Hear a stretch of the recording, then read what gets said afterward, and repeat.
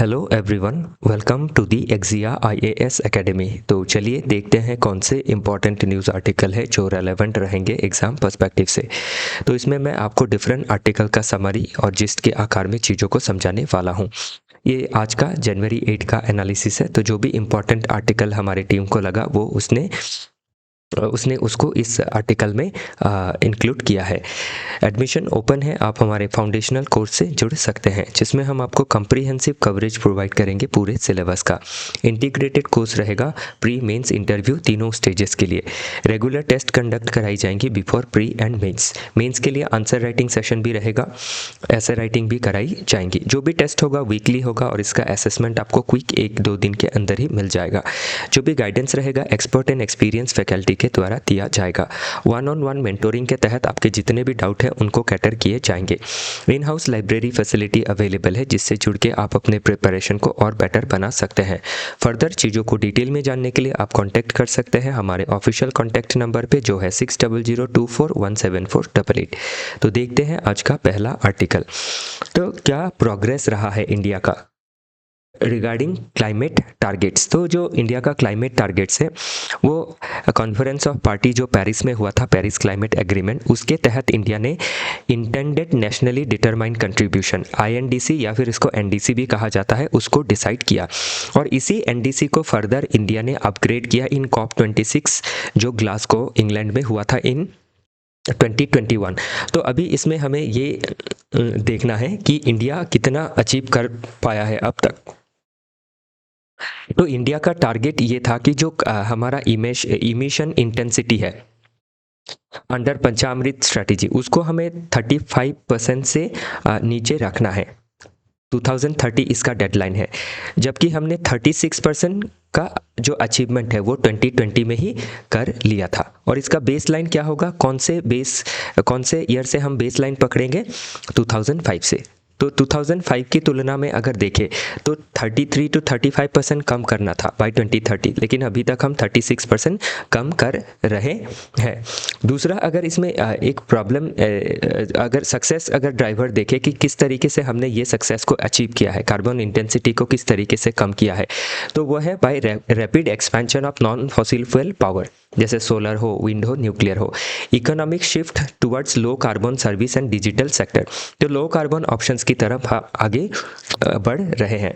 फिर है energy efficiency schemes, जैसे पैट लिया गया था, परफॉर्म, अचीव एंड ट्रेड, और उज्ज्वला स्कीम जिसके तहत LED बल्ब दी गई थी ताकि पावर का कंजम्पशन कम हो और हमें कम इलेक्ट्रिसिटी का ज़रूरत हो, और जो इलेक्ट्रिसिटी है वो आपकी रिन्यूएबल एनर्जी से जनरेट हो। लेकिन अभी इसमें प्रॉब्लम क्या है, जो पैराडॉक्स है वो क्या है, क्योंकि हमने अगर रिलेटिव टर्म में देखें कि जो भी हमारी ग्रीन एनर्जी की तरफ जो डेवलपमेंट है, जो भी इंटेंसिटी हम कम कर रहे हैं, रिलेटिवली ये सही है, मतलब हम कम कर रहे हैं। लेकिन एब्सोल्यूट टर्म में देखें तो हम हमारे जो भी गोल्स है उसमें कुछ दिक्कतें हैं, तो वो दिक्कतें हमें दूर करनी ज़रूरी है। तो अभी एनर्जी सेक्टर का जो है पैराडॉक्स वो सबसे पहले देखना है। तो उसमें अगर हम देखें तो जो कैपेसिटी का सक्सेस है वो हमने हासिल कर लिया है। कैपेसिटी का सक्सेस क्या है कि जो नॉन फॉसिल फ्यूल कैपेसिटी होना चाहिए, तो जो हमें आपका 50% हमें रिन्यूएबल एनर्जी चाहिए बाय 2030, तो वो हमने 2025 में ही मीट कर लिया है। तो समय से पहले ही हमने क्या किया है, ये जो टारगेट है उसको अचीव कर लिया है। लेकिन प्रॉब्लम कहाँ है, जनरेशन गैप में है।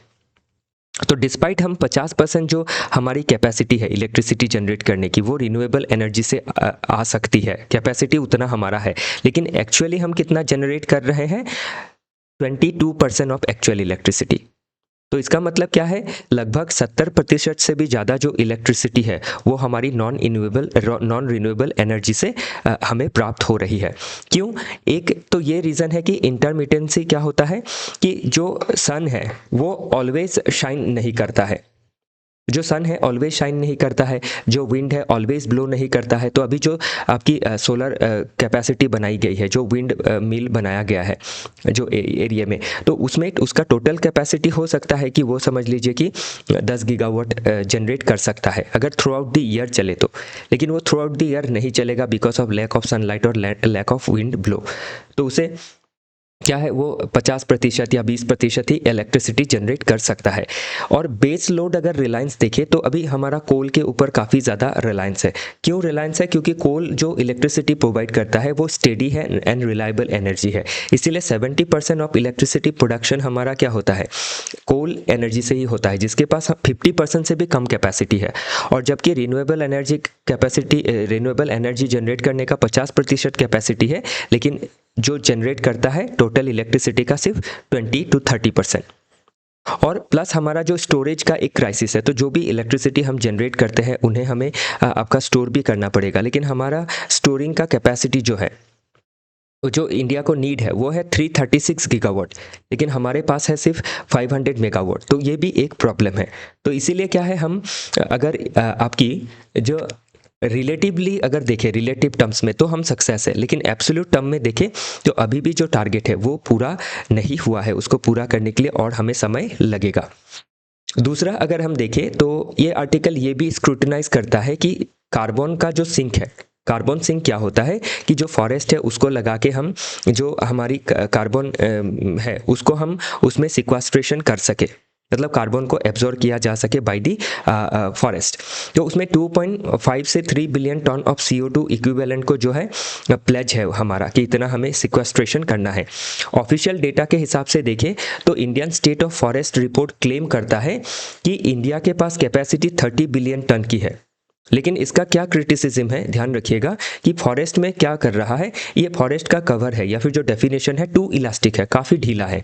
तो इसमें जैसे जो ऑर्किड्स है, बैम्बो है, पाम प्लांटेशन है, मोनोकल्चर प्लांटेशन है, टी जैसे हो गए, इनको भी पकड़ा गया है रादर देन नेचुरल फॉरेस्ट।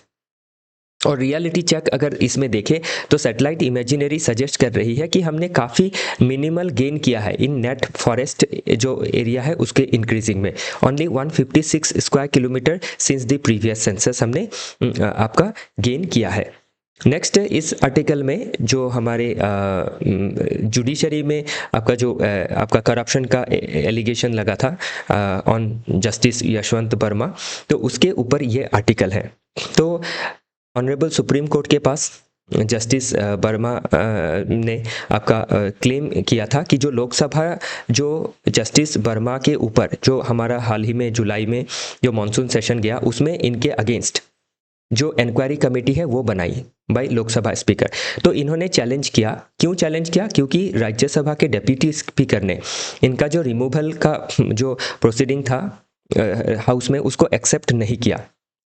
लेकिन जब यशवंत वर्मा ने सुप्रीम कोर्ट गए कि लोकसभा ने एक्सेप्ट किया है, राज्यसभा ने एक्सेप्ट नहीं किया है, तो उस वजह से इनका जो पूरा इंक्वायरी है वो रद्द होना चाहिए। तो बाकी पूरा मामला क्या है अभी इसमें हम देखेंगे। तो why is this in the news? तो justice Yashwant Varma who has challenge the constitution on an inquiry committee against him by the Lok Sabha speaker. तो लोकसभा स्पीकर ने जो कमेटी बनाया उसको चैलेंज किया। क्यों चैलेंज किया? क्योंकि राज्यसभा के जो आपके वाइस चेयरमैन थे उन्होंने या फिर जो डेप्यूटी चेयरमैन थे उन्होंने क्या किया था, इसको रिजेक्ट किया था। तो इसमें अभी सुप्रीम कोर्ट ने क्या कहा है, the supreme court has prima facie disagreed with justice Yashwant Varma's claim that the speaker acted beyond his authority. तो इन्होंने जो आपका आर्ग्यूमेंट दिया जस्टिस यशवंत वर्मा साइड से, तो उसको खारिज किया है। तो अभी एलिगेशन क्या था कि जब यशवंत वर्मा के घर में आग लगी थी तो उसमें बर्न करेंसी बहुत सारे पाए गए थे और तभी उनके ऊपर करप्शन का जो चार्जेस एलिगेशन जो है वो लगा था और अभी उसी के ऊपर इंक्वायरी हो रही है। तो इसी इंक्वायरी को अभी इसके लिए एक क्या हुआ, आपका रिमूवल मोशन लाया गया था in both houses of Lok Sabha and Rajya Sabha, जो मैंने ऑलरेडी आपको बताया। कब लाया गया था? On July 21, 2025। तो इसमें क्या हुआ, स्प्लिट डिसीजन आया है। किस तरीके से? जो राज्यसभा है उसके जो डेप्यूटी चेयरमैन है उन्होंने मोशन को रिजेक्ट किया है और लोकसभा के स्पीकर ने इसको एडमिट किया मोशन को एंड एक 3 मेंबर इंक्वायरी कमेटी को भी कंस्टिट्यूट किया और अंडर व्हिच एक्ट, जजेस इंक्वायरी एक्ट ऑफ 1968। ध्यान रखिएगा ये ऑलरेडी प्रीलिम्स में पूछा जा चुका है यूपीएससी, अभी न्यूज़ में है तो फिर से क्वेश्चन बन सकता है। तो एक 3 मेंबर कमेटी जिसमें आपके सुप्रीम कोर्ट के जज रहेंगे, हाई कोर्ट के जज रहेंगे और एक आपके लीगल एक्सपर्ट रहेंगे, 3 मेंबर। तो पिटिशनर ने क्या आर्ग्यूमेंट दिया जस्टिस वर्मा के साइड से कि क्यों इसको खारिज किया जाना चाहिए जो कमेटी बनाई है, क्योंकि जॉइंट कमेटी बननी चाहिए as per the section 3 sub clause 2 of the जजेस इंक्वायरी एक्ट ऑफ 1968, और स्पीकर जो है यूनिलैटरली डिसीजन नहीं ले सकते हैं। तो इसमें क्या कहा कि जो the argument claim that Rajya Sabha deputy chairman did not have the authority to reject the motion, only the vice chairman. तो इसका काउंटर आर्ग्यूमेंट ये आया कि जो चेयरमैन है राज्यसभा के, वो अगर मोशन को आपका रिजेक्ट करते हैं तो अलग बात है, इसको डेप्यूटी चेयरमैन ने रिजेक्ट किया है तो इसीलिए इसको कंटिन्यू रखा गया है। तो अभी इसमें कोर्ट ने ये आंसर दिया है कि जस्टिस दीपंकर दत्ता जी ने क्वेश्चन किया है, if the rejection by one house Rajya Sabha act as a bar on the other house Lok Sabha, if Rajya Sabha rejects it must LS reject it. तो आंसर है नो। तो राज्यसभा ने रिजेक्ट किया, इसका मतलब ये नहीं है कि लोकसभा भी इसको रिजेक्ट करेगी। आंसर नो दिया और इस जो आपकी इंक्वायरी कमेटी है इसको कंटिन्यू रखा है। नेक्स्ट अगर इसमें हम देखें तो और आपकी क्या प्रोविजन है जजेस को रिमूव करने के लिए, तो आर्टिकल 124 सब क्लॉज 4 इसके बारे में बात करता है, जजेस इंक्वायरी एक्ट 1968 इसके बारे में बात करता है। तो जो मोशन होता है उसको कितने मेंबर के जरिए पास करना है, 100 मेंबर अगर लोकसभा में इंट्रोड्यूस किया है और 50 मेंबर अगर राज्यसभा में इंट्रोड्यूस किया है। और जो एडमिशन और रिफ्यूजल है वो स्पीकर और चेयरमैन के डिस्क्रिप्शन के ऊपर डिपेंड करता है। और जब एडमिट हो जाता है तो उसके बाद स्पीकर या फिर चेयरमैन या फिर दोनों मिलकर कंस्टिट्यूट कर सकते हैं 3 मेंबर कमेटी को टू इन्वेस्टिगेट। तो इसमें चीफ जस्टिस ऑफ इंडिया हो सकते हैं या फिर जजेस of the supreme court, chief justice of high court और एक डिस्टिंग्विश्ड जूरिस्ट। और जब ये आपकी एलिगेशन के ऊपर इन्वेस्टिगेशन होगी, चार्जेस फ्रेम होगा, उसके बाद रिपोर्ट होगी, रिपोर्ट के बाद जो भी कमेटी ने फाइंड किया है वो मिसबिहेवियर और इनकैपेसिटी को दिखाएंगे और उसके बाद आपके स्पेशल मेजोरिटी से बोथ हाउसेस में ये बिल पास होना, ये जो मोशन है पास होना पड़ेगा और उसके बाद प्रेसिडेंट इसमें साइन करेंगे तो जो जज है वो रिमूव हो जाएंगे। तो गवर्नमेंट ने हाल ही में डेटा रिलीज किया है कि जीडीपी जो है भारत का वो 7.4% के दर से ग्रो कर रहा है टैरिफ लगाने के बाद भी। तो अभी इसमें ध्यान रखिएगा कि ये जो आर्टिकल है इसमें से क्वेश्चन बन सकता है कि क्या हमारा जीडीपी का ग्रोथ स्टेडी है या फिर क्या डिक्लाइन स्टेडी है। तो ध्यान रखिएगा स्टेडी नहीं है, तो इसमें अप डाउन हम देख सकते हैं। इसमें हम एक वी शेप कर्व देख सकते हैं ड्यूरिंग कोरोना। तो वी शेप रिकवरी कब हुआ था, ऐसा क्वेश्चन ऑलरेडी बन चुका है। तो इसी पर्टिकुलर आर्टिकल के लिए, पर्टिकुलर कॉन्सेप्ट के लिए मैंने ये आर्टिकल आपको इसमें इंक्लूड किया है कि वी शेप रिकवरी क्या होती है, एक बार डाउनफॉल होता है फिर अप होता है। और क्वेश्चन में स्टेटमेंट ऐसे बनता है कि आपका क्या है कि कंस्टेंट जीडीपी जो है ग्रो कर रहा है या फिर कंस्टेंट डाउनफॉल है, तो दोनों ही नहीं है, अप एंड डाउन के बीच में ही रहता है। और अभी जो हमारा एस्टिमेटेड ग्रोथ है वो 7.4% है। और नॉमिनल जीडीपी ग्रोथ, नॉमिनल क्या होता है, जो मार्केट प्राइस में निकाला जाता है, तो उसके हिसाब से 8% है। और रियल जीडीपी मतलब जो आपके बेस ईयर के हिसाब से है तो 7.4% है। नेक्स्ट है इसमें और देखने वाली क्या बात है कि जो टर्चरी सेक्टर है मतलब सर्विसेज सेक्टर, उसका ग्रोथ काफ़ी अच्छा है। Finance, real estate, professional services का ग्रोथ भी अच्छा है। पब्लिक एडमिनिस्ट्रेशन, डिफेंस का ग्रोथ भी अच्छा है। ट्रेड, होटल, ट्रांसपोर्ट का भी जो ग्रोथ है अच्छा है। और ग्रोस कैपिटल फॉर्मेशन जो है GFCF वो भी अच्छा है। आगे देखते हैं तो मेजर हीडविंड्स क्या है, तो प्रॉब्लम्स क्या है, 50% जो टैरिफ लगाया गया है by the USA, specially apparel and textile sector में और इंजीनियरिंग गुड्स में। और कंज्यूमर्स की जो स्पेंडिंग है वो भी थोड़ी स्लो डाउन हुई है, लेकिन उसमें भी कोई प्रॉब्लम नहीं है। वो जैसे कि टैक्स में छूट देना, जीएसटी में कमी लाना, तो ये सभी चीज़ें जो डिमांड है उसको बढ़ाएगी, जो कंजम्पशन है उसको बढ़ाएगी। नेक्स्ट आर्टिकल देखते हैं, carbon border adjustment mechanism steel quotas in focus as EU trade talks enter final lap. तो हमारे union minister of commerce and industry जो है पीयूष गोयल जी, तो वो कंटिन्यूअस टॉक में है विद यूरोपियन यूनियन कमिश्नर, ताकि हमें क्या हो, जो हम फ्री ट्रेड एग्रीमेंट साइन करने जा रहे हैं, फाइनलाइज करने जा रहे हैं, तो उसमें जो भी दिक्कतें हैं, specially carbon border adjustment mechanism का जो दिक्कत है, तो ये कार्बन बॉर्डर एडजस्टमेंट मैकेनिज्म है क्या, तो इसमें कहीं पे मेंशन होगा, जस्ट अ मिनट। ओके, तो कार्बन बॉर्डर एडजस्टमेंट मैकेनिज्म है क्या कि एक टूल है जिसमें क्या है आपकी जो भी प्रोडक्ट कार्बन इमिट करके बनाया गया है उसके ऊपर टैक्स लगाया जाता है। तो ये यूरोपियन यूनियन हमारे प्रोडक्ट्स के ऊपर, हमारे स्टील, आयरन, इन सब के ऊपर कार्बन बॉर्डर एडजस्टमेंट मैकेनिज्म लगा रही है। क्यों? ताकि यूरोपियन यूनियन के जो ग्रीन टेक्नोलॉजी लगा के जो आपकी स्टील वगैरह मैन्युफैक्चर कर रहे हैं उनके साथ हमारा प्रोडक्ट जो है वो कम्पिटिटिव बन पाए।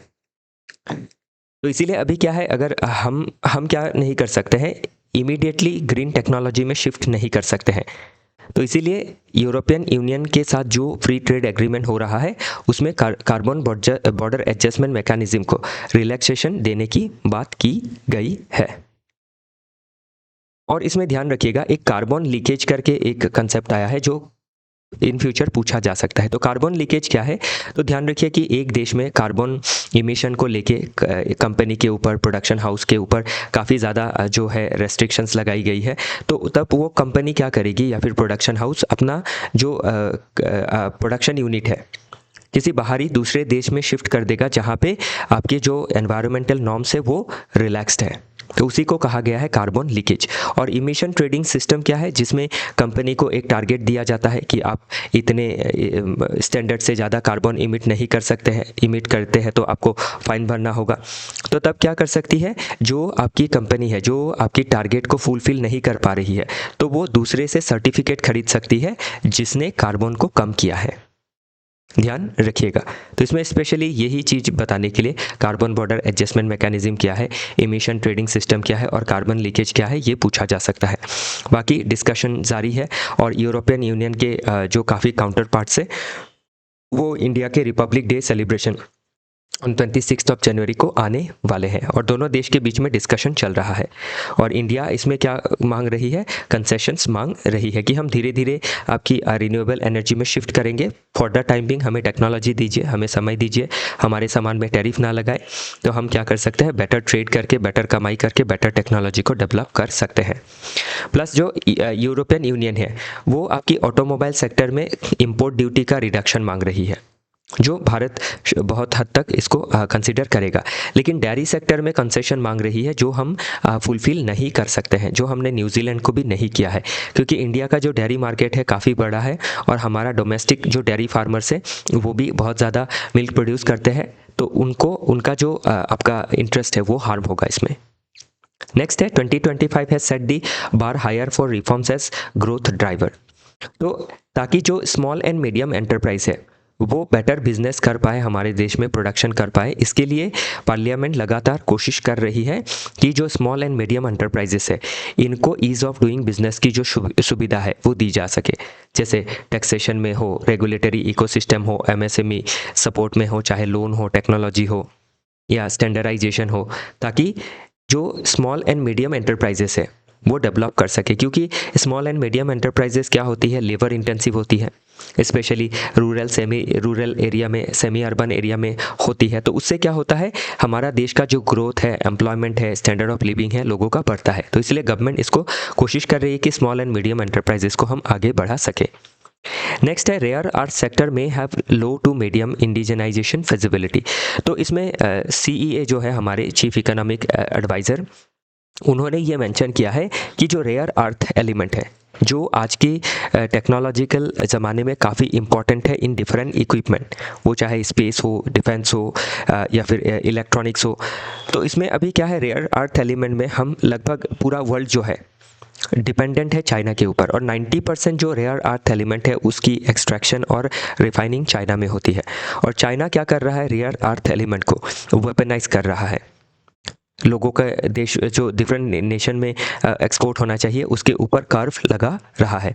तो इसमें अभी इसीलिए गवर्नमेंट डिफरेंट पॉलिसी ले रही है, जैसे नेशनल क्रिटिकल मिनरल मिशन है, रेयर अर्थ पॉलिसी है, जिसके तहत क्या है, इंडिया खुद इंडिजनाइजेशन करने चाह रही है। लेकिन जो रिक्वायर्ड हमारा कैपिटल है, टेक्नोलॉजी है, वो अप टू द मार्क नहीं है। तो उसमें हमें दिक्कत आ सकती है। तो इसीलिए क्या है, हमें टेक्नोलॉजी में इन्वेस्टमेंट में और ज़्यादा ध्यान देना होगा। तो इसी के साथ आज का जो डिस्कशन है वो समाप्त होता है। फिर मिलेंगे डिफरेंट आर्टिकल के साथ। हमारे साथ जुड़े रहने के लिए आप सभी का बहुत बहुत धन्यवाद।